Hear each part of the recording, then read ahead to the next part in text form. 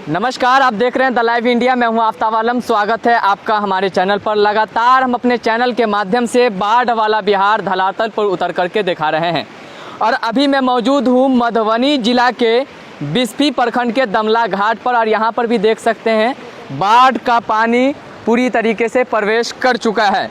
और जैसा कि मैं आपको बता दूं कि जब कभी भी आपदा की घड़ी आती है, जब कभी भी ऐसी कोई आपदा की बात आती है तो हमेशा जनता अपने आप को अकेला क्यों महसूस करती है। किसी कवि ने एक कविता कही है, मैं आपको बताता हूँ, लेकिन किसी व्यक्तिगत पे टिप्पणी नहीं है और इसको आप सुनने की कोशिश करिएगा कवि ने क्या कहा है। उनका यही कहना है कि सभी नेता है नेता, बस नाम का नेता, सदा लेता ही लेता, किसी को कुछ नहीं देता, किसी को मन नहीं देता, किसी को धन नहीं देता और इलेक्शन जीत जाए तो कभी दर्शन नहीं देता। आप भली भांति जानते होंगे किस प्रकार से चुनाव में नेता आपके सामने होते हैं, लेकिन आपदा की घड़ी में आपकी आंखों से ओझल रहते हैं। आप इस बात को भली भांति जानते हो। और यहाँ पर ये इलाका दिखा दीजिए, जब कभी भी बाढ़ आती है और ये इलाका पूरी तरीके से प्रभावित हो जाता है। यहाँ पर देख सकते हैं, वहाँ अगर हमारे कैमरामैन आपको दिखा पा रहे हो तो देखिए कैसे जूम करके दिखाइए वो लोग कैसे जा रहे हैं नाव का सहारा लेकर के। पूरा इलाका घिरा हुआ है बाढ़ से और ये पानी का बहाव देख सकते हैं। जानकारी ये मिली है कि पहले से पानी के जल स्तर में अब थोड़ी सी कमी आई है, लेकिन फिर भी देख सकते हैं किस प्रकार से लोग प्रभावित होते हैं। और यहाँ पर जो इलाका है पूरी तरीके से जानकारी मिली है कि प्रत्येक वर्ष यहाँ बाढ़ से तबाही मचती है। और हम यहाँ पर बदलता हिंदुस्तान के पत्रकार हैं, हम उनसे भी बातचीत करेंगे और इस इलाके के बारे में आपको जानकारी देंगे। और ये इलाका आप दिखा दीजिए, उधर पूरा दिखा दीजिए कैसे कितने गांव प्रभावित होते हैं, हम आपको जानकारी देंगे। सबसे पहले तो हमारे साथ अभी बदलता हिंदुस्तान के पत्रकार जुड़ चुके हैं। सबसे पहले तो स्वागत है आपका। थैंक यू, बहुत बहुत। और ये आप चूँकि इसको बहुत ही बारीकी से कवर करते रहे हैं, अपने चैनल के माध्यम से भी दिखाते रहे हैं, चूँकि सबसे पहले मैं इसके बारे में जानना चाहूँगा कि यहाँ बाढ़ से कैसे तबाही मचती है, कितना घर प्रभावित होता है। देखिए, घर ना कहें, गांव और मोहल्ला कहें तो ज़्यादा बेहतर होगा, इसलिए कि जहाँ पे हम लोग खड़े हैं ये तो दमला है और आप इधर देखेंगे तो दमला घाट है। दमला घाट पूरा गांव प्रभावित होता है। पूरे गांव को निकलने के लिए अभी नाव ही एकमात्र सहारा है, जिससे दमला घाट के लोग गांव से बाहर, घर से बाहर निकल के बाज़ार, दुकान, हॉस्पिटल जा सकते हैं। पीछे आप देखेंगे तो पीछे कमलाबाड़ी है। कमलाबाड़ी का कनेक्टिविटी भी पूरी तरीके से मुख्य सड़क से टूट चुका है। यह सड़क 6 महीने पहले बनी थी। सड़क का हाल आप बखूबी कैमरा में देख सकते हैं कि सड़क पूरी तरीके से टूट चुका है, जर्जर हो चुका है। करोड़ों की सड़क पर अभी हम खड़े हैं, लेकिन 2 पैसे की अभी एक सड़क नहीं है, क्योंकि सड़क पूरी तरीके से खंडर बन चुकी है। 6 महीना पहले ये सड़क बनी थी, लगभग 6 महीना पहले ये सड़क कंप्लीट हुआ है। हाँ। क्योंकि कहीं ना कहीं लापरवाही तो कही जा सकती है ना। आपको जब पता है इस इलाके में हमेशा बाढ़ आता है, फिर ये सड़क इतनी कमज़ोर क्यों थी कि जो बाढ़ ने इसे तोड़ दिया। देखिए, सड़क को कमज़ोर कहना बिल्कुल सही है, लेकिन दूसरी सच्चाई ये है कि जो नदी गुजरती है, धौंस नदी, उस धौंस नदी पे ज़रूरत है बांध की।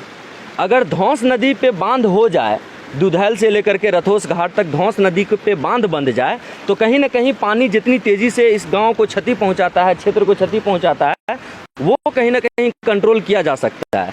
लेकिन चूंकि धौंस नदी पे बांध नहीं है, जैसे ही नदी का जलस्तर बढ़ता है, सीधे पानी पूरे गांव की तरफ, मैदानी एरिया की तरफ बहता है और बीच में जो भी आता है, घर आए, सड़क आए, मकान आए, सबको तोड़ता हुआ, नष्ट करता हुआ निकल जाता है। तो ये सड़क बनाने को तो कमज़ोर है ही, आप देख सकते हैं, लेकिन साथ ही साथ ज़रूरत है नदी के किनारे बांधने की, ताकि इसको परमानेंट इसका सॉल्यूशन किया जा सके। जब तक बांध नहीं बतेगा, इसका परमानेंट सॉल्यूशन होना असंभव है। बाढ़ आता ही रहेगा, क्षति पहुंचती ही रहेगी और नेता और अधिकारियों के जेम गरम होते ही रहेंगे। एक बात बताइए, इधर अधिकारी का क्या पहरा रहता है? क्योंकि अभी आपने जानकारी दी कि पूरा गांव प्रभावित होता है, तो इधर नेताओं, ये क्या कहते हैं, अफसर, अधिकारी की तरफ से कौन से कदम उठाए जाते हैं? देखिए, अधिकारी आदेश का इंतज़ार करते हैं, बोलते हैं कि अब तक हमको आदेश नहीं आया है कुछ भी बांटने का, अब तक हमको आदेश नहीं आया है कुछ भी करने का। तो अधिकारी, मुझे नहीं लगता है कि अब तक इस क्षेत्र का दौरा भी किए हैं।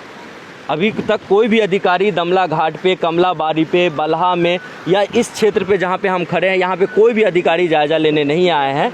और यही वजह है कि हर साल ये बाढ़ मानिए जो त्यौहार के जैसा हो चुका है। हर साल आता है, लाखों करोड़ों की क्षति क्षेत्र वालों को पहुंचा के चला जाता है और पूरा साल फिर गांव वालों को लग जाता है अपने आप को बनाने में, संवारने में।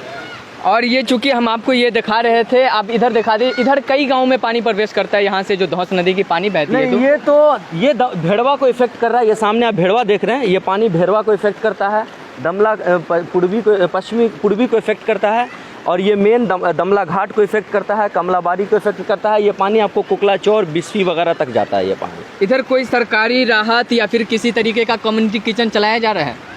हमारी बात हुई है अधिकारी से, अधिकारियों ने कहा है कि अभी हमें कोई भी ऐसा आदेश नहीं है जहां पे हम कम्युनिटी किचन चला सकें, या अभी तक कोई भी आपदा प्रबंधन की तरफ से कुछ भी बांटने का कुछ भी इन लोगों को आदेश नहीं आया है। इसलिए अभी तक सरकार की तरफ से, अधिकारी की तरफ से कुछ भी सहायता क्षेत्र के लोगों को नहीं मिला है। कोई भी सहायता, नाव एक मिला है कुछ लोगों को, कुछ जगह पे नाव दिया गया है, नाव के अलावा और कोई भी सरकारी सहायता किसी को नहीं मिली है पूरे बिस्फी में।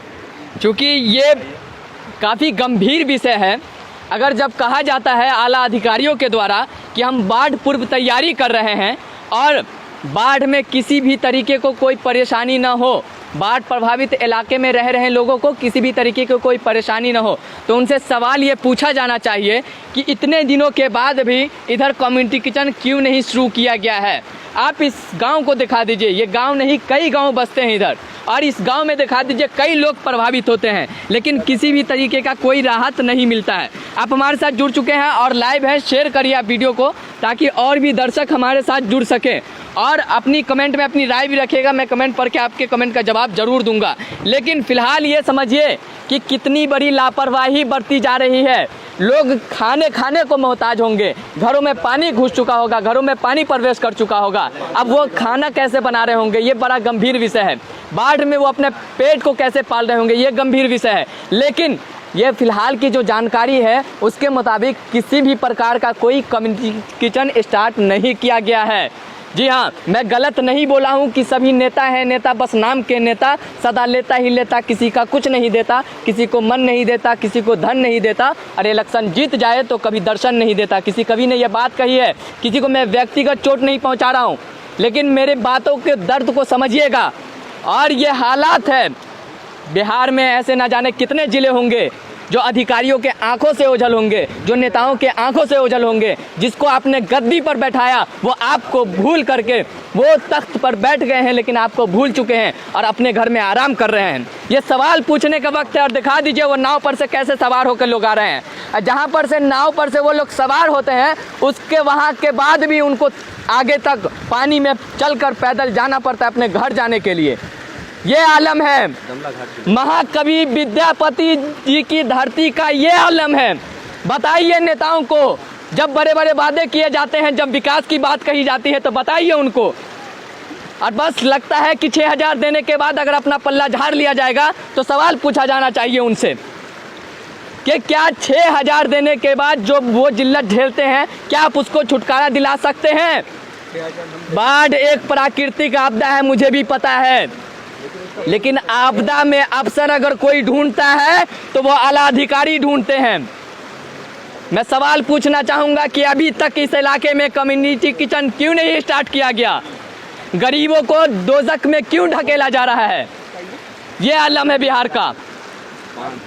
और ये देखिए धौंस नदी का भी जो चर्चा कर रहे थे हमारे साथ पत्रकार, चर्चा कर रहे थे तौहीद अली, धौंस नदी के किनारे अगर बांध होती तो इस इलाके में तबाही नहीं मचती। यह आलम है। वहाँ देखिए नाव से लोग आ रहे हैं, लगभग नहीं भी कम 15-20 दिन तक उसको इसी तरीके से झेलना पड़ता है। और एक चीज़ और हम आपसे ये जानना चाहेंगे कि इस इलाके में कितना नाव मिला है अभी तक?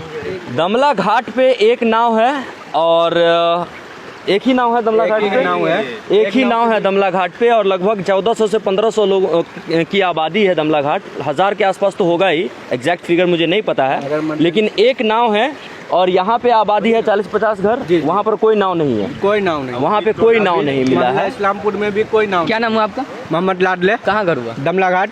दमला घाट क्या बता रहे हैं बताइए? नाव एक ही नाव है, वो भी नाव इमरजेंसी में अगर चली जाती है तो यहाँ से, अगर यहाँ देख रहे हैं आपको, यहाँ बुलडोजर का गड्ढा है और वहाँ से तैर कर आना पड़ता है। अगर गैस खत्म हो गया, आप देख सकते हैं वहाँ गैस 2-2 बाटला हम लोग तैर कर पार किए हैं।